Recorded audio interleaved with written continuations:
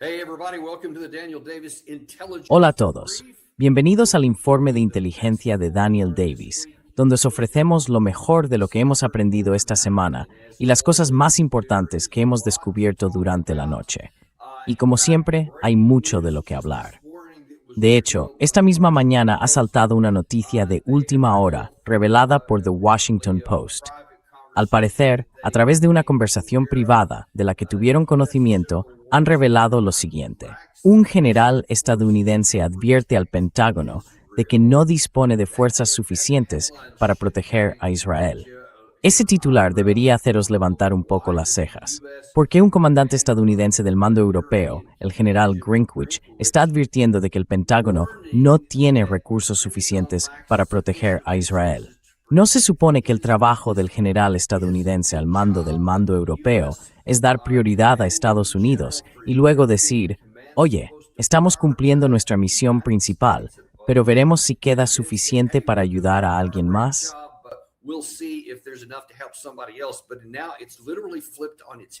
Pero ahora, literalmente, se ha dado la vuelta por completo.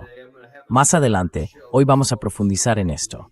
Voy a hacer un programa aparte centrado en este tema, porque aquí hay mucho que analizar, pero es muy importante señalarlo, porque está directamente relacionado con todo lo demás de lo que vamos a hablar hoy. Según The Washington Post, el principal general estadounidense en Europa advirtió esta semana en privado al Pentágono de que no cuenta con suficientes fuerzas navales para seguir protegiendo a Israel de los misiles balísticos entrantes.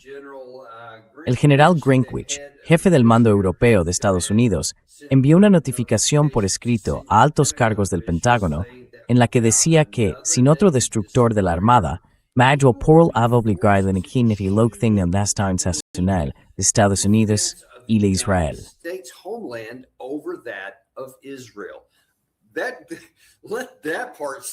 Deténganse un momento a asimilar esa parte, que se va a ver obligado a dar prioridad a Estados Unidos antes que a Israel si no consigue nada más. Es que hay algo que no está bien ahí, y solo en la superficie, eso ya les muestra la mentalidad con la que están pensando. También se ve en el titular que eligió The Washington Post. Ahí es donde también tienen la cabeza. Es casi como un reflejo, que el propósito principal de las Fuerzas Armadas de Estados Unidos es apoyar todo lo que quiera hacer el primer ministro de Israel, Benjamin Netanyahu. Y oh no, ahora advierte de que quizá tengamos que dar prioridad a Estados Unidos. Dejen que eso cale un segundo. Es una locura en sí misma.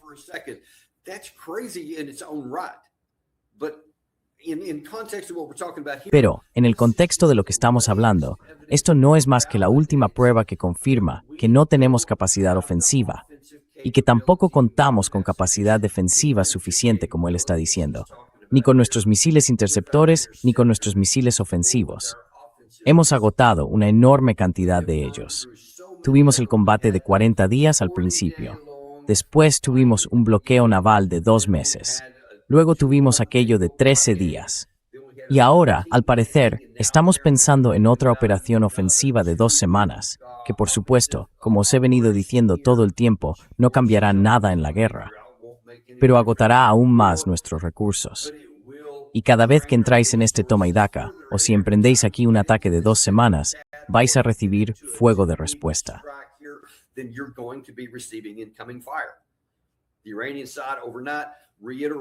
La parte iraní reiteró durante la noche que escuchen, responderemos al fuego.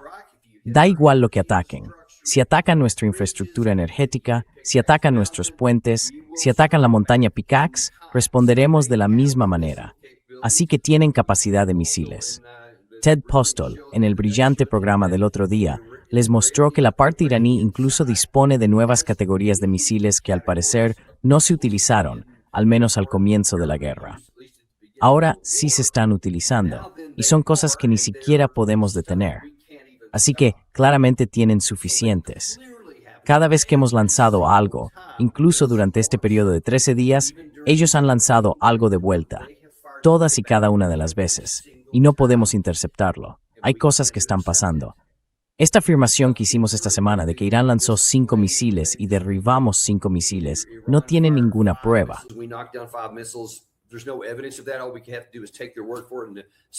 Lo único que podemos hacer es creerles por su palabra. Y el mando central, en particular, ha hecho tantas afirmaciones falsas, auténticas invenciones. Por supuesto, no doy nada por cierto sin más. Tampoco doy por cierto sin más nada de lo que dicen los iraníes. Hasta que tengamos pruebas por satélite o algún tipo de evidencia fotográfica de lo que ocurrió o no ocurrió sobre el terreno, literalmente no doy crédito a nadie sin más. Y vosotros tampoco deberíais hacerlo, porque en la guerra hay demasiadas ocasiones.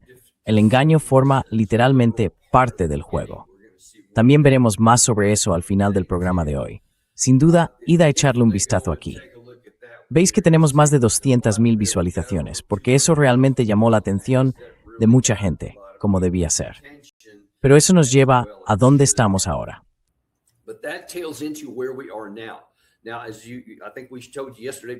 Bueno, como creo que mostramos ayer en nuestro último programa, el presidente Trump iba a celebrar una reunión de su gabinete en Camp David, y naturalmente salió el tema de Irán.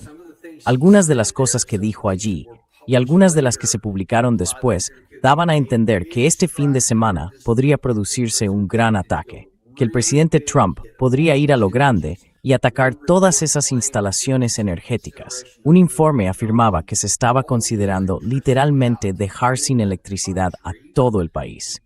Él asegura que podríamos hacerlo. Yo soy muy escéptico.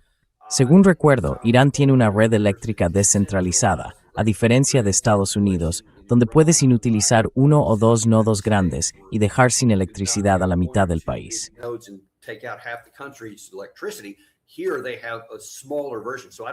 Aquí tienen una versión más pequeña, así que no creo que realmente puedan hacer eso, pero desde luego pueden causar mucho daño.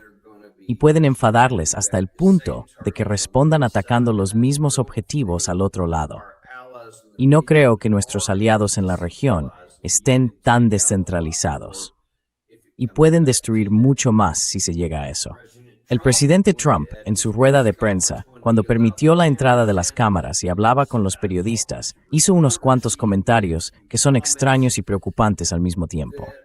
En primer lugar, este primero que vamos a mostrarles es que está diciendo, ya saben, que en realidad ni siquiera sabe por qué nos preocupa esto. Porque en Irán ya ha desaparecido todo.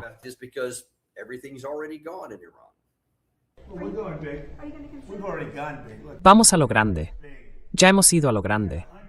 A ver, quiero decir, ¿qué es ir a lo grande? Tenían 159 barcos. Esa era toda su armada, 159. Toda su armada está en el fondo del mar. Yo diría que eso es ir a lo grande. Tenían 200 aviones. Han desaparecido todos, hasta el último. No queda ni un solo avión. Tenían armamento antiaéreo, muy bueno, pero no funcionó. Y también ha desaparecido todo. Sus radares han desaparecido todos. Sus líderes han desaparecido. Pero es que era por un ciudadano.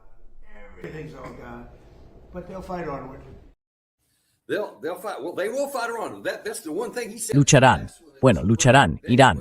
Eso es lo único que dijo, lo último, que es correcto. Seguirán luchando, pero casi nada de lo demás que dijo era correcto. Dice que toda su marina ha desaparecido, toda. Ahora bien, quizá recuerden que yo mismo lo señalé hace un par de días, cuando el mando central, después de una de sus últimas andanadas contra Irán, mostró cómo alcanzaban a un montón de barcos que estaban en la superficie. Así que, obviamente, no estaba todo destruido. De hecho, incluso en las imágenes que mostraron, se veía un montón de barcos allí parados. No sé si eran barcos militares, si estaban retirados del servicio o si eran barcos pesqueros.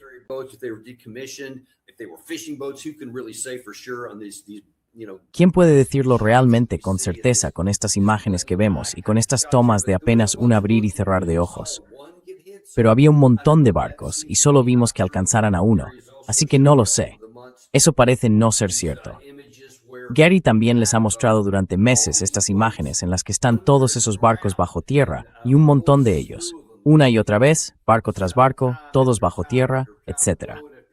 Así que obviamente hemos tenido... Sí, ese es justo el que estoy hablando. Pueden ver que uno de esos barcos va a ser alcanzado, no los demás. Y como ven, parece que están ahí amontonados de cualquier manera. Algunos están unos encima de otros.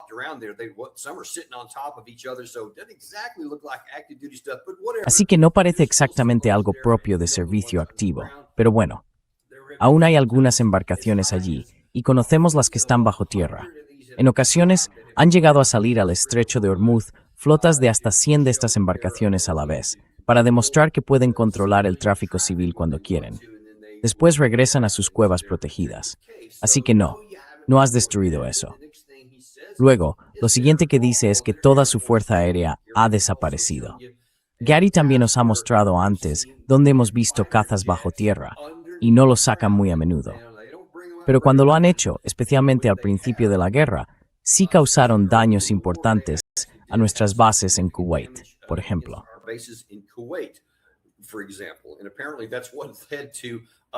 Y al parecer, eso fue lo que llevó a Kuwait, supuestamente al menos, a derribar accidentalmente 3 cazas estadounidenses, porque pensaron que eran los cazas iraníes que habían entrado y atacado las bases en ese momento. Luego dice que, por supuesto, no hay defensa antiaérea. Gary, si puedes ponerlo a pantalla completa, ahí se ve. Se llama pérdidas de aviones de combate. Si no tienen capacidad alguna para derribar nuestros aviones, no tengo muy claro qué está mirando ahí mismo. Hay 42 aviones.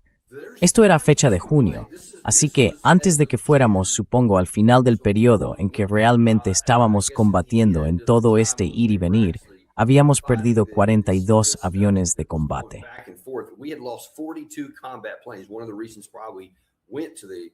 Una de las razones por las que recurrimos al alto el fuego fue porque lo necesitábamos.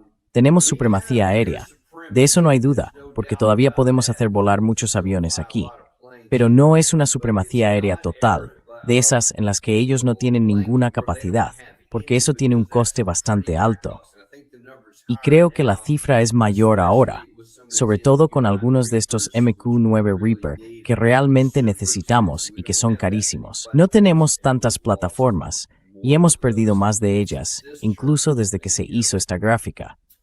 Pero en resumen, no lo han perdido todo, y no es que aún les quede de combate.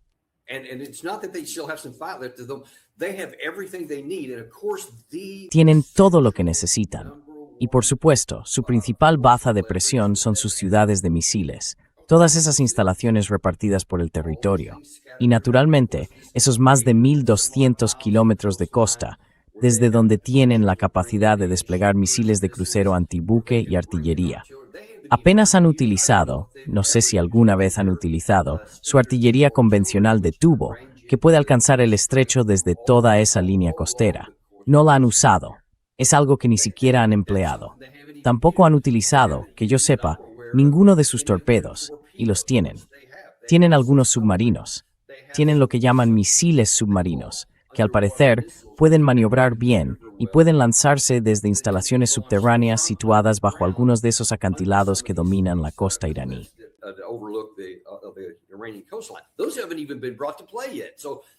Esas ni siquiera han entrado todavía en juego, así que ni siquiera ha abordado eso.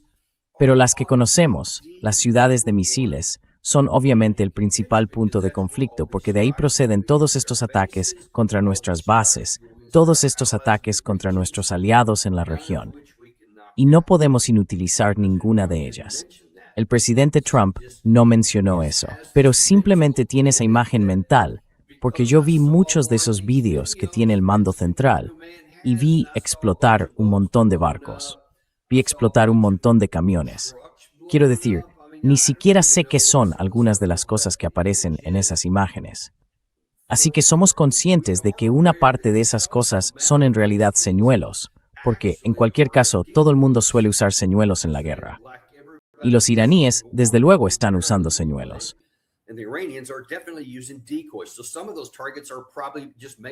Así que algunos de esos objetivos probablemente sean inventados. Quiero decir, no son reales, no son lo que parecen ser. Puede que algunos sí lo sean, pero ya sabe, volviendo a ese vídeo del mando central, muchas de estas cosas son, ya sabe, simplemente camiones o lo que sea, cosas que están ahí, al aire libre. A ver, es un procedimiento habitual. Yo desde luego lo hacía durante mis despliegues de combate, en todo mi entrenamiento de combate.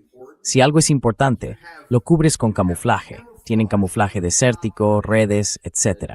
Pones todo eso encima, Aquí ni siquiera hay un intento. Esas embarcaciones están simplemente ahí, amontonadas, así que obviamente no tienen ningún valor operativo. Pero las atacamos de todos modos porque, no sé, queda bien en cámara, ¿no?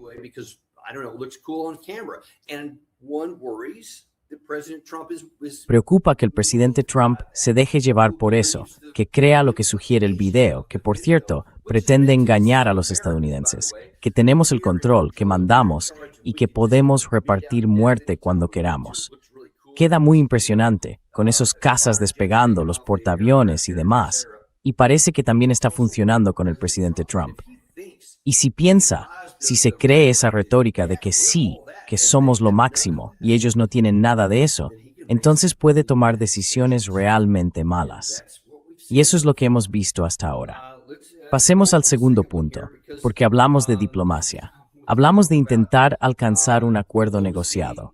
Y según el presidente Trump, se está poniendo algo agitado y molesto porque lo único que hacen es hablar y luego faltan a su palabra. Usted ha dicho que aún les quedan algunas capacidades. ¿Deben los estadounidenses prepararse para que estos ataques de ida y vuelta continúen hasta que Irán pueda responder atacando? Se debilitarán. Puede que ahora se hagan un poco más fuertes, pero se debilitarán y luego irán perdiendo fuerza hasta desaparecer. Sí, claro. Eso creo. Quiero decir, sería insensato decir que no. Siempre hay que mantenerse alerta. ¿En qué punto están las conversaciones? ¿Quién fue por parte de la administración? Bueno, siempre quieren hablar, pero incumplen su palabra muy a menudo. Steve está hablando. Jared, tenemos gente muy buena. JD está implicado, muy implicado. Tenemos gente estupenda hablando. Marco está implicado. Dicen que no hay conversaciones. Gente muy buena. Tenemos a la mejor gente.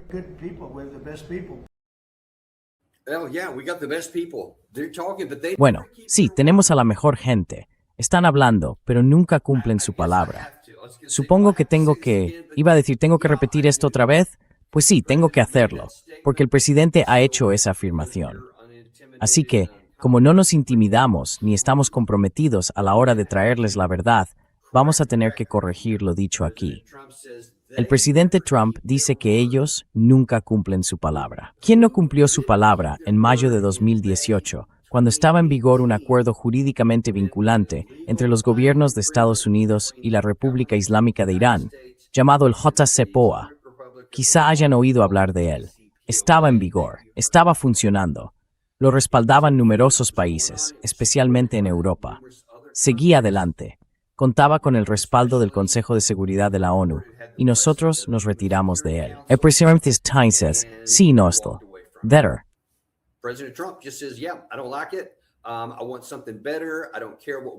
Quiero algo mejor. Me da igual lo que acordáramos. Voy a desentenderme de ello. Así que, en ese caso, ¿quién cumplió su palabra? ¿Quién no la cumplió?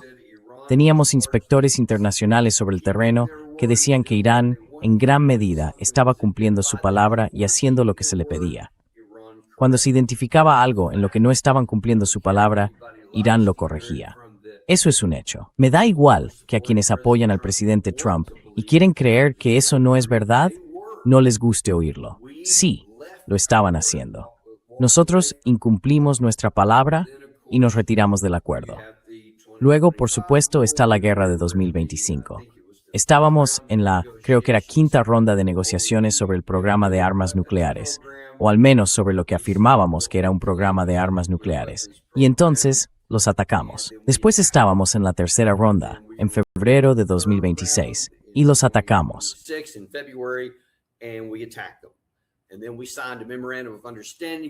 Y luego firmamos un memorando de entendimiento. El propio presidente Trump lo firmó y dijo que el párrafo 5 otorgaba a Irán el control administrativo del estrecho de Hormuz de forma exclusiva y única durante el periodo de 60 días. Y después, días más tarde, introducimos un nuevo corredor meridional del que tomamos el control, algo que no figuraba en el memorando de entendimiento. Ahora dígame, de quienes han cumplido su palabra y quienes no, ¿quién tiene el peor historial? Supongamos que hubo algunas cosas que dijeron los iraníes y que no cumplieron, o que se tomaron ciertas libertades al interpretar el memorando de entendimiento, por ejemplo. Aceptemos que algo de eso pudo ocurrir. Pero, en lo principal, en el grueso de la cuestión, ¿quién casi nunca ha cumplido su palabra y la ha violado de forma profunda y letal? ¿Quién es el peor de los dos?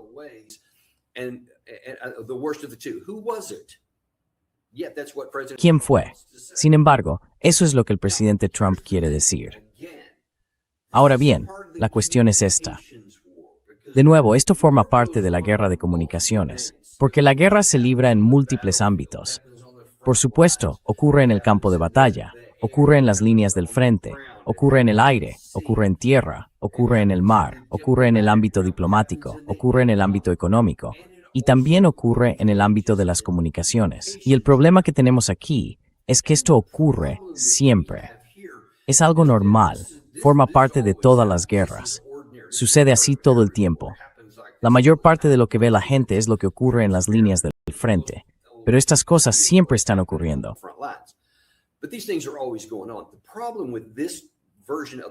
El problema de esta versión de la parte comunicativa es que aparentemente está diseñada para engañar al público estadounidense o para engañar al público iraní, porque ese también es uno de los objetivos.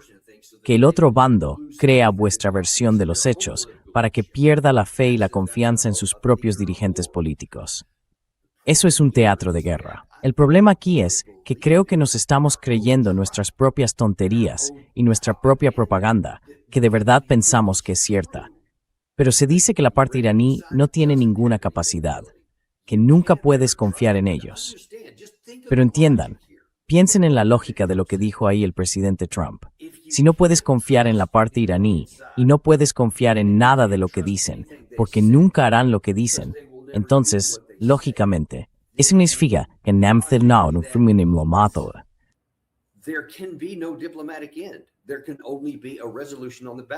solo puede haber una resolución en el campo de batalla. Un bando tiene que ganar y el otro tiene que perder. Porque si eliminas la posibilidad de la diplomacia y de un acuerdo negociado, que requiere, como condición innegociable, que exista cierto grado de confianza en que la otra parte cumplirá lo que acuerde. Ellos tienen que confiar en nosotros hasta cierto punto para firmar cualquier cosa.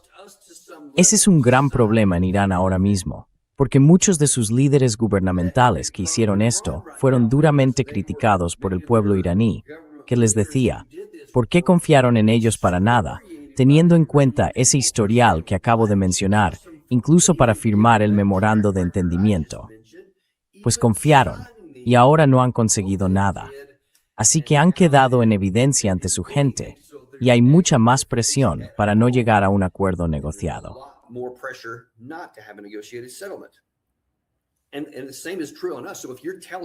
Y lo mismo nos pasa a nosotros.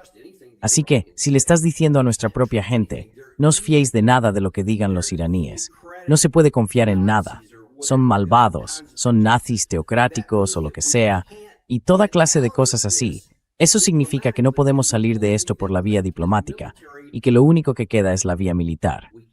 No podemos recurrir a lo militar, amigos. No tenemos los medios para hacerlo. No podemos.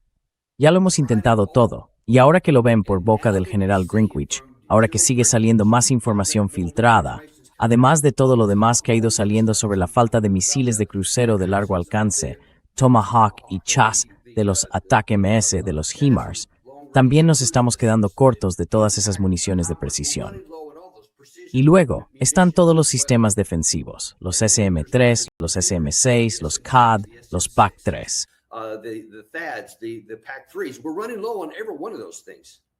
Estamos quedándonos cortos en cada una de esas cosas. Y una cosa es que te estés quedando corto de algo, pero si, usándolo con criterio o de forma adecuada, eso puede afectar al resultado final. Entonces puedes decir, bueno, quizá asuma algún riesgo aquí, quizá merezca la pena reducir esas reservas si así puedo lograr un objetivo militar.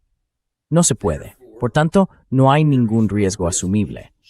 Es simplemente desmilitarización. Algo contraproducente, porque estamos mermando nuestra capacidad tanto para defendernos de misiles entrantes, que ya es mucho más limitada de lo que muchos creen, como nuestra capacidad ofensiva.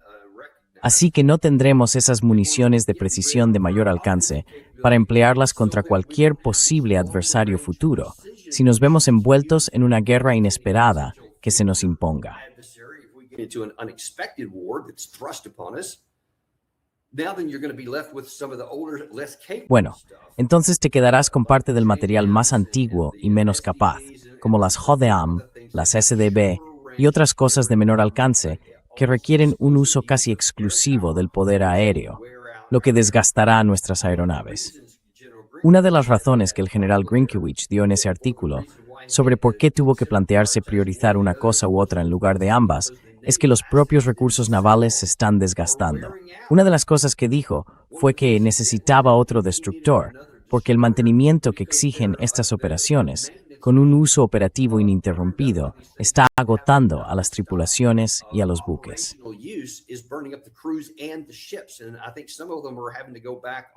Y creo que algunos de ellos ya están teniendo que volver para recibir mantenimiento no programado, porque simplemente se están desgastando. Así que ahora no solo nos estamos quedando sin misiles, también nos estamos quedando sin plataformas para lanzarlos, en este caso, destructores. Todo esto demuestra que nuestra capacidad de seguridad nacional sigue debilitándose cada vez más. Y sin embargo, el presidente Trump sigue sin ser consciente de ello. Y hay una cosa más que quiero enseñarle aquí. Pero él dice, bueno, sé que hasta ahora no lo hemos conseguido, pero seguiremos intentándolo y probablemente algo llegue pronto. Keep trying and something is probably coming soon. Mire, nosotros solo queremos ganar. Nos está yendo muy bien. Estamos intentando ser amables, todo lo amable que se puede ser en una situación así. Pero ya sabe, los están diezmando. No tienen armada, no tienen fuerza aérea, no tienen defensas antiaéreas. Eso no significa que no tengan ninguna capacidad. Tienen algo, pero muy poco. Nosotros solo queremos ganar. Vamos a golpearles muy duro. Ya sabe, llegará un momento en que dirán, ya no podemos soportarlo más.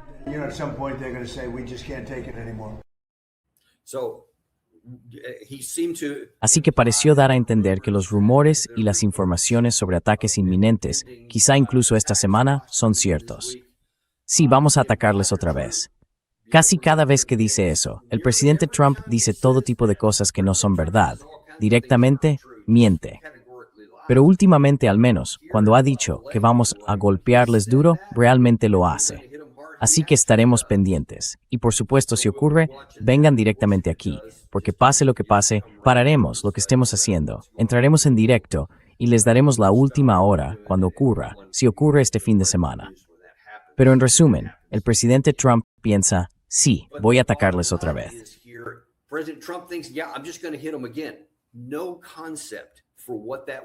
No hay ningún plan sobre lo que eso supondría. Con todas estas cosas que no paro de mostrarles que hemos hecho desde el 28 de febrero de este año hasta ahora, nada ha funcionado. El estrecho sigue cerrado, el estrecho sigue bajo el control de la parte iraní, y todo lo que hemos hecho en el ámbito financiero, militar, con ataques ofensivos, con deportaciones, diplomacia, comunicaciones, todo lo que hemos intentado, todo ha fracasado. Y sin embargo, el presidente Trump quiere intentarlo otra vez. Y por desgracia, parece consolarse con esta retórica persistente de que ellos no tienen ninguna capacidad. Bueno, como les mostró nuestro programa a principios de esta semana con Matt Bracken, resulta que sí tienen algunas capacidades.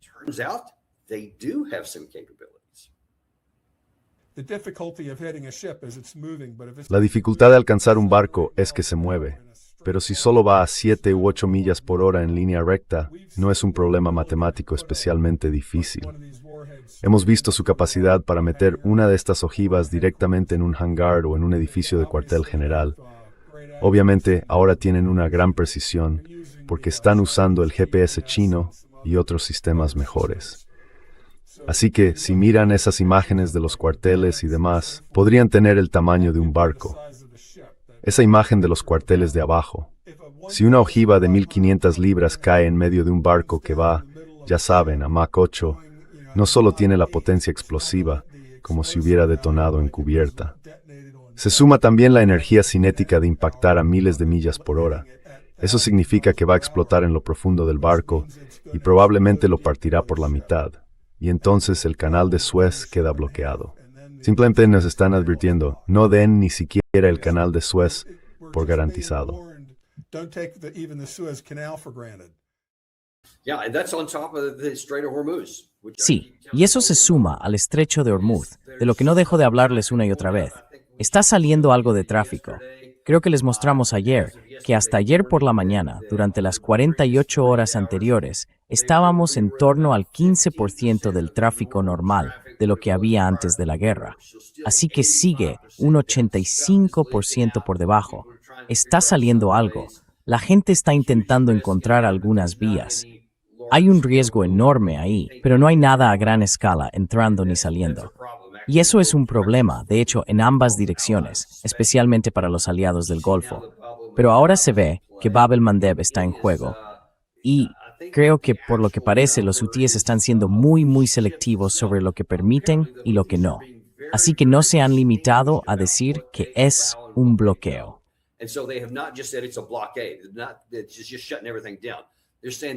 Simplemente lo está cerrando todo. Están diciendo que el petróleo saudí no puede pasar. Así que muchos barcos siguen pasando. Creo que sigue saliendo en torno al 80 y tantos % de la cantidad anterior a que se impusiera el bloqueo. Pero eso es solo el número de barcos. Cuando miras la cantidad de petróleo que sale, se ha reducido significativamente. Ahora es como un 80% menos. Algo de petróleo saudí sigue saliendo, incluso por Bab al-Mandab. Otro va subiendo por el canal de Suez.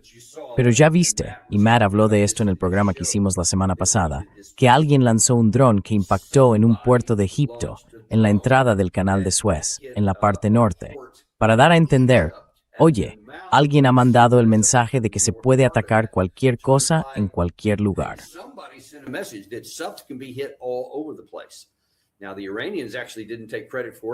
Ahora bien, los iraníes en realidad no se atribuyeron el mérito. Algunos sugirieron que quizá fue la parte israelí para decir, oye, ya sabes, querían una operación de falsa bandera, querían culpar a Irán o algo así. No me lo creo tanto, porque no creo que eso vaya a ser. No es que los israelíes no puedan hacer una operación de falsa bandera, claro que pueden. Pero si hicieran eso, tendría que haber algún beneficio para ellos.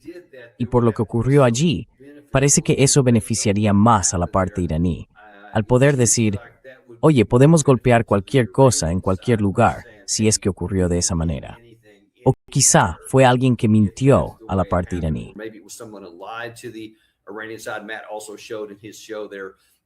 Matt también mostró en su programa que algunos de estos Shahed 136 pueden lanzarse simplemente desde un camión, desde la parte trasera de un camión viejo o algo así. Así que se pueden lanzar literalmente desde cualquier sitio, siempre que se tengan los aparatos. Se puede hacer. Así que realmente no lo sabemos. Lo único que sabemos es que alguien puede llegar y atacar el canal de Suez si quiere. Así que incluso eso es incierto ahora mismo. Y todo esto, por supuesto, vuelve de nuevo a las capacidades de las ciudades de misiles, de los drones Shahed y de los misiles iraníes de corto, medio y largo alcance, que pueden lanzar literalmente desde cualquier punto de su país. Y ni siquiera sabemos dónde están todas esas instalaciones.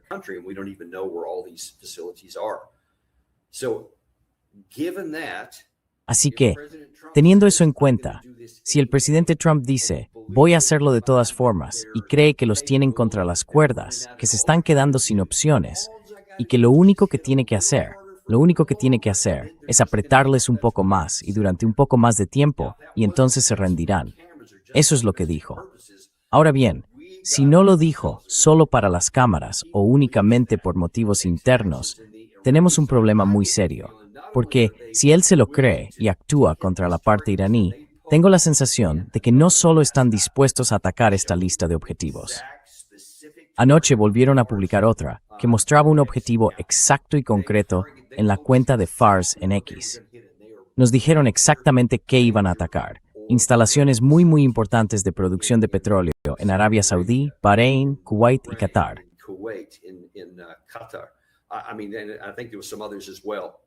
Quiero decir, creo que también había algunos otros.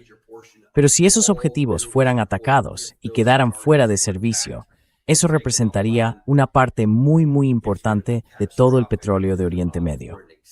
Sería catastrófico durante un periodo prolongado de tiempo, mucho peor que lo que tenemos ahora. Ni siquiera entraría una cantidad mínima de petróleo a través de Bab al-Mandab y del estrecho de Hormuz, porque no habría petróleo que pudiera llegar a ninguno de los dos lugares. Ese es el gran problema. Y tengo la sensación de que la parte iraní casi está deseando que ocurra, esperando que ocurra. Sí, de verdad. Creo que, en realidad, esperan ser atacados aquí para poder lanzarse contra todos estos objetivos, porque no quieren hacerlo ahora mismo. Creen que la opinión pública internacional los condenaría. Volviendo de nuevo a la cuestión de la guerra de comunicaciones que planteabas, porque creen que todavía necesitan eso después.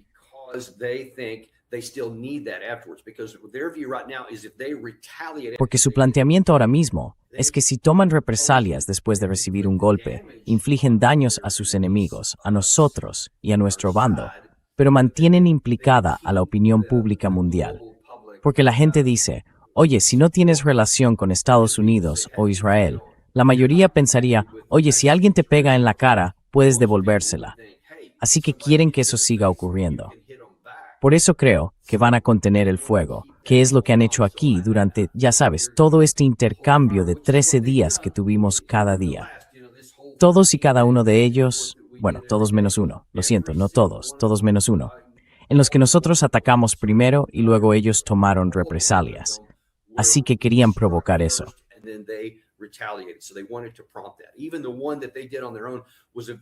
Incluso el que llevaron a cabo por su cuenta fue un ataque de muy pequeña escala, que creo que en realidad el profesor Marandi dijo en nuestro programa que estaba diseñado para provocar exactamente lo que ocurrió, una represalia.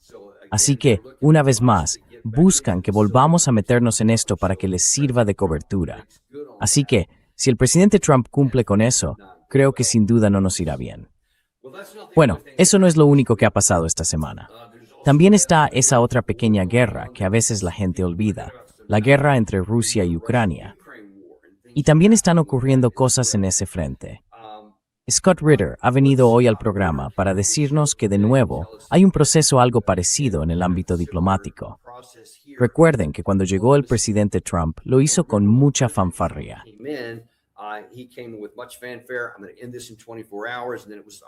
Voy a acabar con esto en 24 horas. Y luego fue, vale, bueno, voy a acabar con ello en 100 días. Y después dijo, de acuerdo, vamos a tener una reunión. Voy a reunirme personalmente con el presidente Putin en Anchorage, Alaska, con toda la pompa y la ceremonia, alfombras rojas, exhibiciones aéreas, todo ese tipo de cosas. Había mucha esperanza y optimismo. Incluso reconozco que yo también me dejé llevar un poco por ello, por todas sus declaraciones durante la campaña de 2024 y por todas las medidas que había estado tomando aquí. Pensé, vale, bueno, quizá por fin vamos a hacer algo. Se va a reunir con Putin. Puede que ocurra algo. Le concedí el beneficio de la duda, pero resulta que, según Scott Ritter, ahora, un año después, no tanto.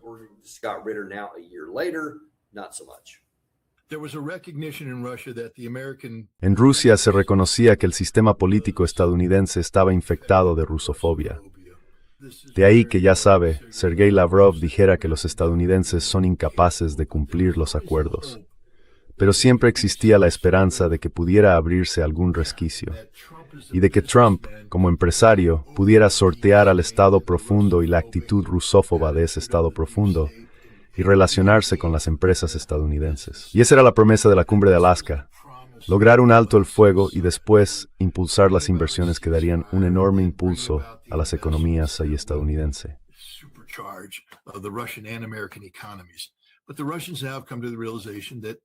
Pero los rusos han llegado ahora a la conclusión de que Anchorage no fue más que una fachada, una farsa, para ganar tiempo y rearmar a Ucrania hasta llevarla al punto en el que está hoy. Estados Unidos tiene que cambiar su estrategia declarada hacia Rusia. El objetivo estratégico de Estados Unidos es la derrota de Rusia, la derrota estratégica de Rusia. Y eso no significa solo derrotar a sus fuerzas armadas, sino hundir su economía, desestabilizar su sociedad, apartar a Vladimir Putin del poder.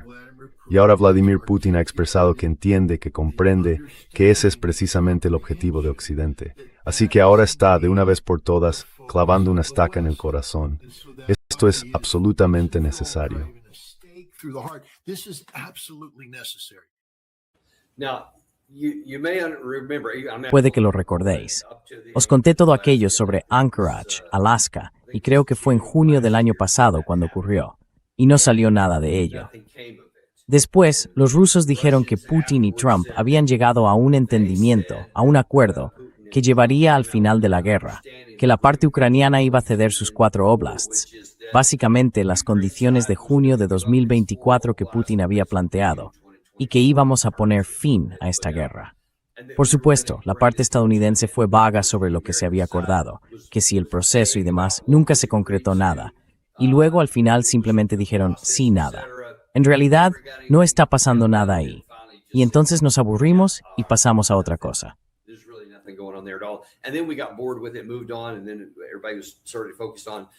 Y entonces todo el mundo estaba más o menos centrado en Israel, Irán y todo ese tipo de cosas.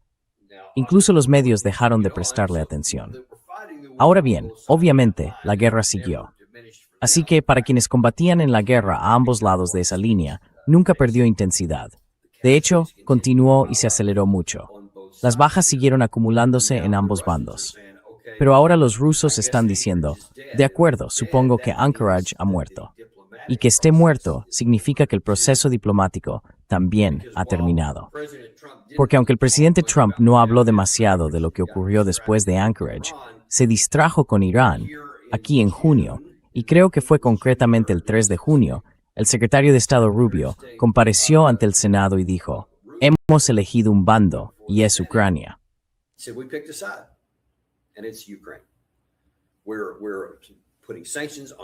Estamos imponiendo sanciones a Rusia. Queremos que Ucrania gane. Así que cuando la parte rusa dice que su objetivo es derrotar a Rusia, no se trata solo de que ellos estén interpretando las cosas. Se trata de que ven la televisión, de que escuchan lo que dice el secretario de Estado bajo juramento en el Senado de Estados Unidos. Hemos elegido un bando. Hemos elegido a Ucrania. Queremos que Ucrania gane. Y por eso hemos aprobado otro paquete de armas. Creo que era de unos $8,000 millones. A una persona normal le parece una cifra enorme, pero no es más que una pequeña fracción de lo que hizo incluso Biden en 2024. Su paquete final de $60,000 millones, que no marcó ninguna diferencia en absoluto. Así que $8,000 millones, desde luego, tampoco van a servir de mucho.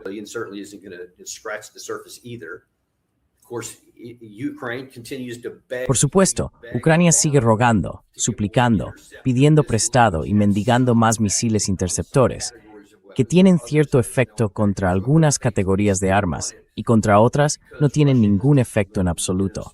Pero los siguen queriendo porque Rusia mantiene un ataque implacable con drones y misiles por todo el territorio ucraniano.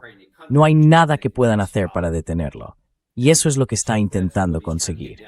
Ahora, por supuesto, Zelensky está diciendo, oye, prolonguemos esta guerra otros 3 o 4 años. Hagamos un acuerdo para poder ganar más dinero. Quiero decir, fabricar más misiles, un lapsus freudiano ahí, con los PAC-3. Y quiere que se construya una fábrica en Ucrania.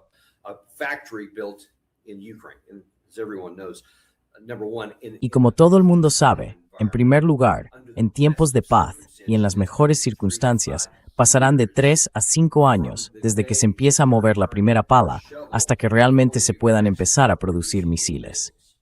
¿Seguirá existiendo Ucrania dentro de 3 o 4 años, teniendo en cuenta lo que ha perdido hasta ahora?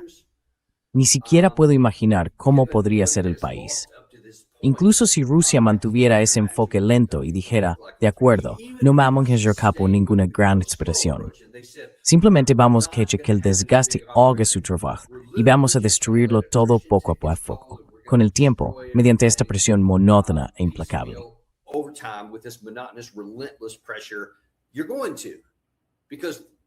Va a ocurrir, porque eso es lo que hacen las guerras de desgaste. Creo que, en todos los casos, las guerras de desgaste las gana el bando que tiene más hombres, más maquinaria de guerra, más tecnología y mayor capacidad industrial. Y por supuesto, una voluntad política equivalente. Hay que tener una voluntad política equivalente.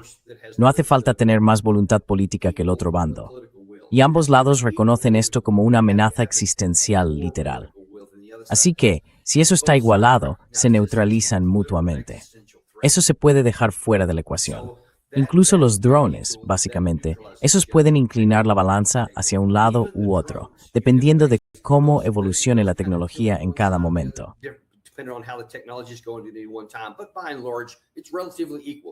Pero en general, está relativamente equilibrado. Ucrania está a la par de Rusia en eso. Así que esos factores se neutralizan mutuamente. Podemos descartarlos. El poder aéreo no está neutralizado, no es equivalente. Los proyectiles de artillería, no el equipamiento. Ahí Rusia sigue teniendo ventaja. Por supuesto, la mano de obra y la capacidad industrial favorecen de forma abrumadora a los rusos. Y todo lo que el Occidente en su conjunto ha reunido no puede igualarlo, ni siquiera después de 4 años y medio de guerra. Así que, con el tiempo, la capacidad industrial y la mano de obra por sí solas acabarán por desbordar al otro bando.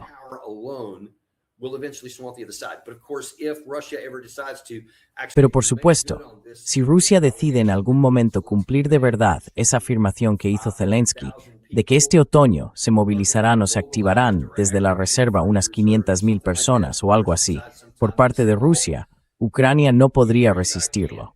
Ya están aguantando por los pelos, y gracias a los drones, para impedir una incursión a gran escala. Pero Rusia no ha intentado una.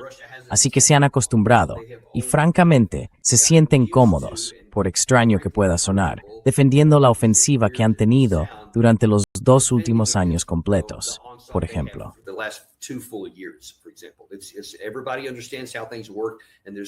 Todo el mundo entiende cómo funcionan las cosas, y hay una enorme zona gris entre las dos fuerzas a lo largo de la línea de contacto, ampliada por los drones, etc. Pero si Rusia cambia de táctica, hace algo distinto y concentra fuerzas en una zona concreta, y como dijo Putin también esta última semana, está dispuesto a ser más audaz, según sus propias palabras, eso supondría más bajas. Eso le indicó a mi oído militar que están contemplando precisamente eso. Con tropas concentradas en una zona debilitada al frente, aceptando y sabiendo que debido a los drones, veremos muchas bajas en ese punto de concentración.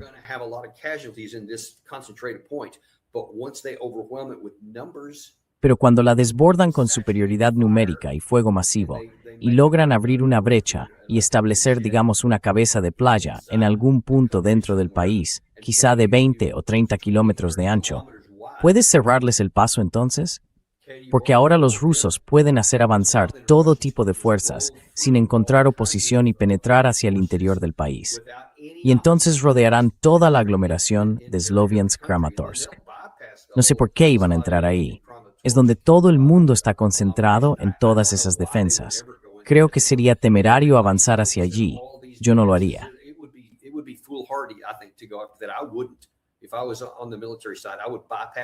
Si yo estuviera del lado militar, evitaría eso por completo, por el norte o por el sur, y simplemente lo rodearía por la retaguardia, o lo dejaría atrás del todo, para adentrarme más en el interior del país, hasta llegar al río Dnieper.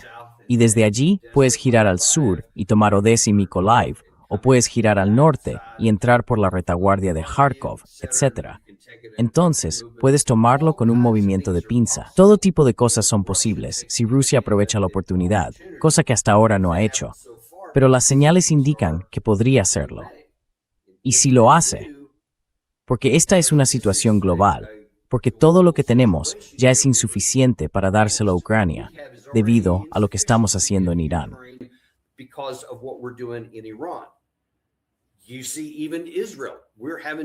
Incluso con Israel. Ahora tenemos que decidir si damos prioridad a Israel o a Estados Unidos, porque no podemos hacer las dos cosas. Y si no podemos hacer las dos cosas allí, tened claro que tampoco podemos hacerlas aquí. Las dos guerras a la vez no nos da. Ya estamos desbordados. Y si estamos descartando la diplomacia con Irán, si estamos descartando la diplomacia con Rusia, nos estamos preparando para una gran derrota estratégica. Veremos cómo sale eso. Hay otra cosa que quiero mostraros esta semana. El comandante Steve Jeremy. Y de nuevo siguiendo este hilo, habla de cómo estamos intentando lograr algo inalcanzable desde el punto de vista militar. Trying to achieve the militarily unattainable.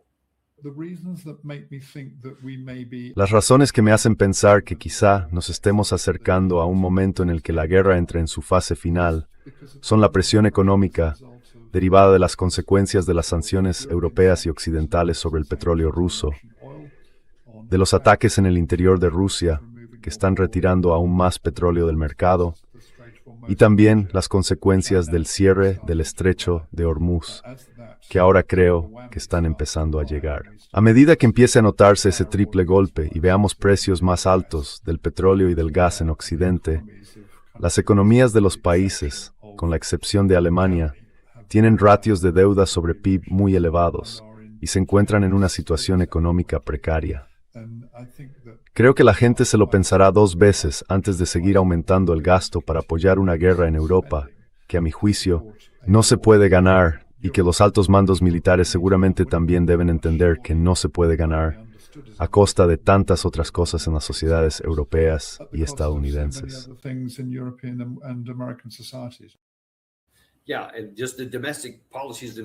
Sí, y también las propias políticas internas. De nuevo, volviendo a ese asunto, una guerra en la era moderna, en realidad en todas las eras, se libra en múltiples ámbitos. La comunicación es uno de ellos, la economía otro. Ahora está hablando de esto, y todo está interconectado. Así que volviendo a lo que podría ocurrir este mismo fin de semana, por lo que sabemos, podría estar literalmente a pocas horas. Si el presidente Trump ataca objetivos energéticos en Irán, y ellos responden a objetivos energéticos de nuestro lado, y tenemos todos estos problemas aquí, entonces eso se convierte en un gran problema económico mundial.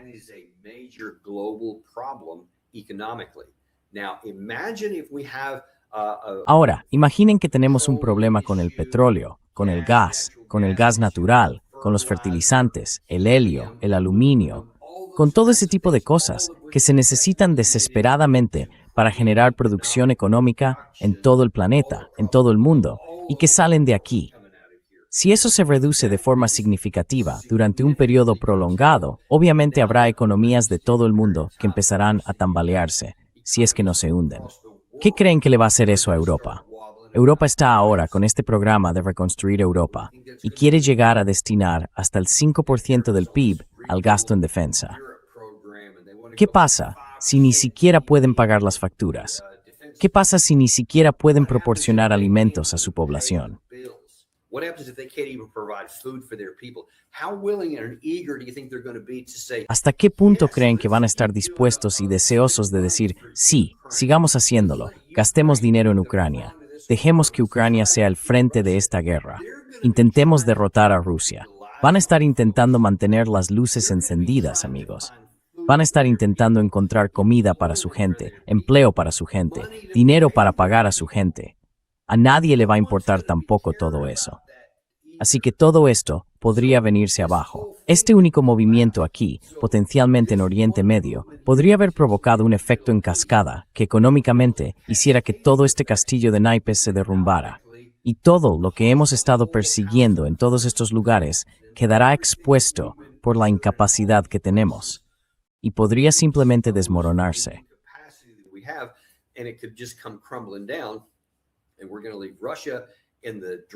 Y vamos a dejar a Rusia al mando en Europa y a Irán al mando, irónicamente, aunque los hemos atacado y perjudicado de muchas maneras. Pero conservarán la capacidad de presión y en gran medida son autosuficientes. Ambos países plantean un punto interesante.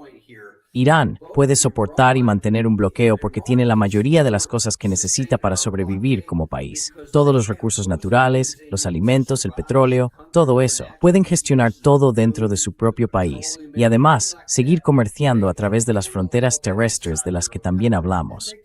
Pero incluso si se sella el país herméticamente, pueden sobrevivir.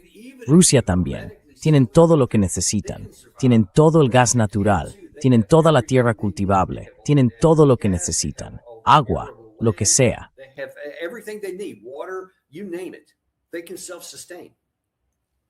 Pueden sostenerse por sí mismos.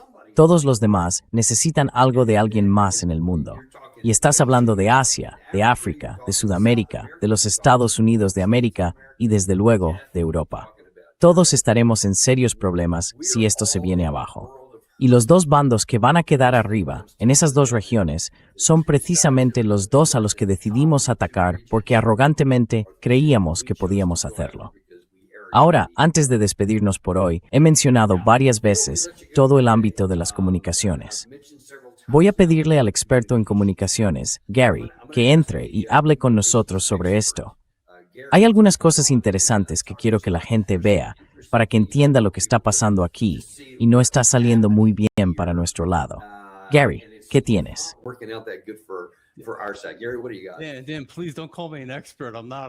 Dan, por favor, no me llames experto. No lo soy. Soy como todo el mundo. Simplemente divulgo lo que está pasando. Pero escucha, faltaríamos a nuestro deber si no habláramos de la otra guerra que está librándose ahora mismo, la guerra de los dibujos animados. Mira esto. La Casa Blanca por fin ha entrado en la guerra de los dibujos animados, intentando competir con los vídeos de Lego que hay por ahí. Y este es su intento de responder a los vídeos de Lego. Digo Lego, la empresa que está detrás de los vídeos de Lego. Y así es como se presentan. Hay una banda sonora de fondo, pero es solo música, a diferencia de lo que hacen los de Lego, donde hay una canción de rap o de hip hop de fondo.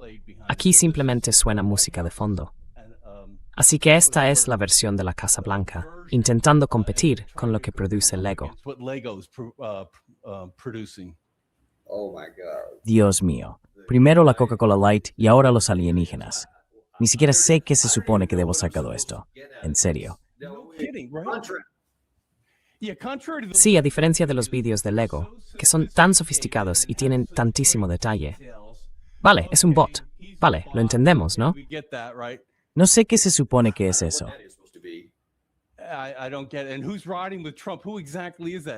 No lo entiendo. ¿Y quién va con Trump? ¿Quién es exactamente? No está claro, ¿verdad? En fin, este es el último vídeo de Lego que acaban de publicar, y el nivel de atención al detalle es asombroso. A mí me parece asombroso, puede que a otros no. Pero, por ejemplo, cuando ves cómo representan a Rubio, fíjate en las orejas, ¿vale? Ese es el nivel de sofisticación. Han profundizado para captar todos los detalles de lo que hacen cuando publican estos vídeos. Verás que Trump aparece representado de muchas maneras distintas, pero en una de ellas se le ve con un pañal y le llaman Pet O'Don con pañal. En fin, es como, ¿sabes qué, Dan? Yo veo esto y es casi como enfrentar a tu mejor equipo de instituto, que sería lo que ha publicado la Casa Blanca, contra la NFL. Esto es la NFL, y esto es lo que producen. Y de nuevo, el nivel de detalle y sofisticación es extraordinario. Y ya sabe, creo que por ahí están diciendo los archivos de Epstein. Eso es lo que las multitudes corean por todo Estados Unidos. Sí. Mira, quienes plantean esto entienden toda la dinámica y todo el panorama de lo que está ocurriendo. Otra cosa que repiten en este vídeo, en el vídeo de Lego, es que estáis perdiendo las calles. Estáis perdiendo los estados.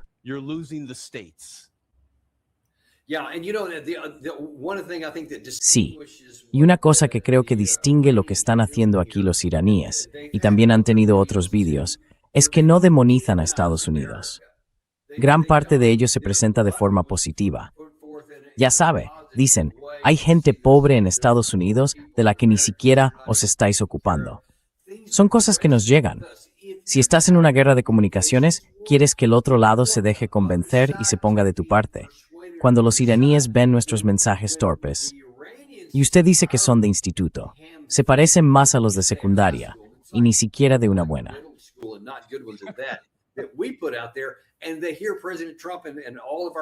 Y oyen al presidente Trump y a toda nuestra gente decir que son animales, que son escoria, que son todo eso. Quiero decir, alienamos a todo el país y no funciona. Esto, en cambio, especialmente todo este asunto de publiquen los archivos de Epstein, etc., por toda América, y muestra a la gente, ya sabes, que son pobres y que dicen, sí, somos pobres, y eso sí que les pasa a algunos de nosotros, o lo que sea. Quiero decir, conecta con algunos de nosotros. Quiero decir, por eso temperatura es pedino titsturger. with some of us. I mean, that's why we're losing this war too. Oh, indeed, I agree. They're going. This is Desde luego. American, no? Estoy de acuerdo. Van por ahí. Esto va dirigido al público estadounidense para decir, sabemos exactamente por lo que estáis pasando. Es casi como si se compadecieran de nosotros. Entendemos el tipo de opresión bajo la que estáis. Y el tipo de, ya sabes, como decías, de métodos torpes, no solo en los vídeos, sino en toda su, si quieres llamarla así, su estrategia de guerra, lo equivocada que está. Así que esa es otra capa de lo que están difundiendo, que saben por lo que estáis pasando. Y es casi como decir, estamos de vuestro lado. Vemos bajo qué liderazgo estáis. We see what you're the leadership that you're under. And you know, one of the other things that I've seen here is that Y sabes, otra cosa que he visto aquí es que mientras que ese video raro, el estadounidense que mostraste hace un segundo, básicamente nos presenta como inmunes a cualquier cosa. Hay dragones del espacio exterior, láseres espaciales, lo que sea. Todo nos sale bien. Todos salimos perfectamente librados. Todo va estupendamente. Pero los iraníes, en algunos de sus otros videos, no en el que estás mostrando, enseñan que reciben golpes. Enseñan que sufren. Son personas. Dicen, oye, esta es la realidad aquí. they're people. They say, hey, this is the reality here. We're hurting and some of your bombs are working. Estamos sufriendo y algunas de sus bombas están funcionando, están haciendo estallar cosas y eso está causando dificultades a nuestra gente. Nosotros en cambio decimos, bueno, todo nos va de maravilla. Así que incluso ahí el contraste es que estamos perdiendo tan claramente la batalla de la comunicación que ni siquiera captamos el mensaje que está llegando. Porque eso transmite que la parte iraní está más apegada a la realidad. Es una cosa pequeña, obviamente, pero dicen, bueno, no, veo que tienen esas lanchas patrulleras. Aún las tienen. Tienen esos bombarderos. Está bien. Tienen objetivos a los que atacar. Pero no estamos siendo sinceros en nada. ¿Qué piensa de eso? We're not being honest on anything. What do you think about that part? Oh, yeah, you're absolutely right. You know what else I was Oh, thinking, Danny? tienes toda la razón. ¿Sabes qué más? Estaba pensando, Danny, al ver estos videos. La Casa Blanca publicó su video y pensé, madre mía, ¿cuándo fue la última vez que el Pentágono dio una rueda de prensa? ¿Cuándo fue la última vez que la dio el Departamento de Estado? Danny, creo que no hemos emitido nada suyo desde hace más de un año, o quizá incluso más tiempo. Ya ni siquiera salen. They don't even come out any longer. Well, they did for a while. You may remember that. Bueno, durante un tiempo sí lo hicieron. Quizá recuerden que Hexet, de hecho, en los primeros días después de esto, a principios de marzo, salía constantemente porque creía que estaba en un desfile de la victoria. Y de repente piensas, sí, dejemos de hacer eso. Tienes razón, no ha habido ninguna que yo haya visto. I think it says a lot. Dice mucho, Dan. Quieren presumir de lo transparentes que son, pero en realidad eso es una fachada. No hay ninguna transparencia. Transparency. And how can there be? Because if we were honest, all the ¿Y cómo podría haberla? Porque si fuéramos sinceros, todo lo que hemos hablado en este mismo episodio demostraría que esta guerra debe terminar. Nunca debería haber empezado. Y ahora que se ha confirmado, todo aquello sobre lo que advertíamos en los meses previos a que empezara se ha materializado, porque no es difícil de prever. Pero ves al presidente Trump, justo ayer, en los cortes de audio que encontraste, está diciendo, no, simplemente vamos a desgastarlos. No hay nada de verdad en eso. Y la gente lo ve. wear them out. There's no truth in that, and people see it. He's been told that, then he's convinced. Le han dicho eso, Dan. Está convencido. Tiene a bastante gente a su alrededor, aunque sean 4 o 5. Hay 4 o 5 personas, y luego están las otras a las que sacan en los grandes medios para decir que sí, que podemos machacarlos hasta hundirlos. En realidad, solo es cuestión de tiempo. Eso es todo. Solo necesitamos un poco más de tiempo, unos cuantos misiles más, y al final capitularán. They'll finally, capitulate. Yeah, and we've shown that this week too. Sí, lo hemos demostrado, como hacemos. El general Kellogg, ¿cómo se llama? Jack Keane, Mike Pompeo, Mark Levin. ¿Eh? Mike Pompeo, Mark Carafano? Levin. Huh? Carol? Oh yeah, Carafano. Yeah, we've already. Ah, sí, Carafano. Sí, según Carafano, ya hemos ganado. En realidad, esto ya ha terminado. Creo que ha aprendido del presidente Trump, en vez de intentar influir en Trump, porque eso es lo que dijo. No hay absolutamente nada de verdad en todo eso. Me pregunto, me temo, Gary. Quiero decir, me pregunto cuánto tardará la gente en darse cuenta. Algunos ya lo están haciendo, pero me temo que hará falta que ocurra algo malo. Por ejemplo, que empecemos a no proteger a Israel, que no podamos proteger nuestra patria, que no podamos proteger nada porque todo se está desmoronando, porque lo hemos intentado. Y entonces, si atacan infraestructuras energéticas e Irán responde, todo el mundo acabará pagando un precio.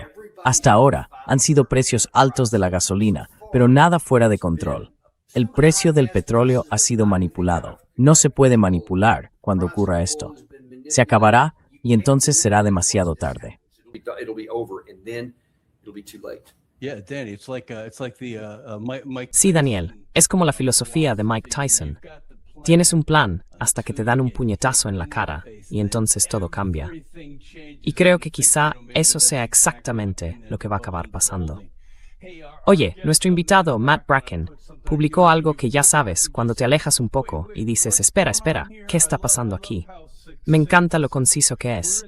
Estamos en el 5º mes de una guerra de 4 semanas que ganamos en 2 días, por un programa de armas que fue destruido el año pasado. Program that was obliterated last year.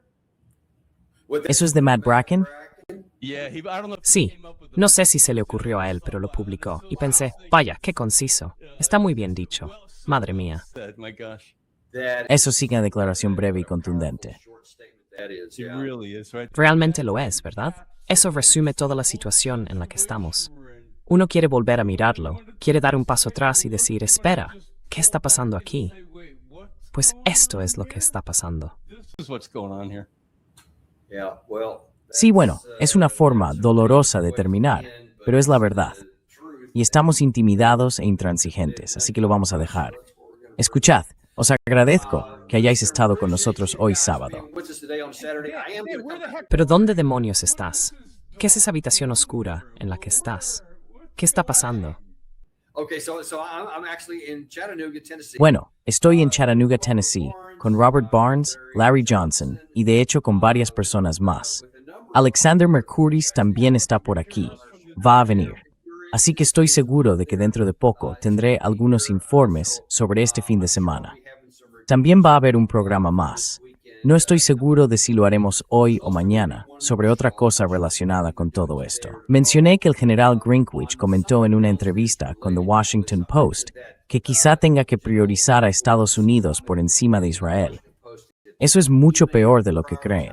America over Israel. That is a lot worse than you think. And I'm gonna do a whole show on that because there's other things that go along. Y voy a dedicar un programa entero a esto, porque hay otras cosas que van ligadas. Esto no es en absoluto una pieza anti-israelí. Escuchad.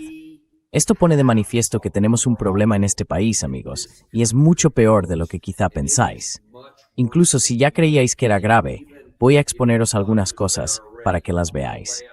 Tiene que haber un cambio aquí, o vamos a... No es que vayamos a dejar atrás a Israel. Puede que ni siquiera podamos defendernos a nosotros mismos o defender a Israel si seguimos por este camino. Más sobre esto más adelante. We keep going down this path. More on that later. Yeah. Daniel, mándanos unas fotos, ¿vale? Will do. Lo haré. Sin duda lo haré. De acuerdo, hermano. Nos vemos allí, chicos. Nos vemos en el próximo episodio. Amén. Amen. Gracias a todos.